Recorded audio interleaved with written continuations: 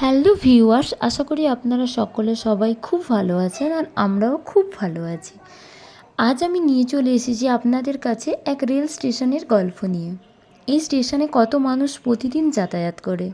কেউ কখনো অজানা সন্ধানে ছুটে চলে, কেউ কাজের সন্ধানে, কেউ বা আবার তার অসুস্থ মা বাবাকে দেখার জন্য ফিরে আসে নিজের বাড়িতে।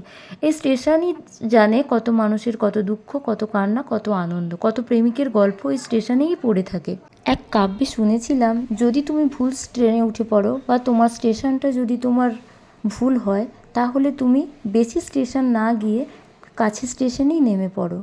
কেন কি অনেক দূর এগিয়ে গেলে ফিরে আসার পথটা অনেকটাই কঠিন হয়ে যায়।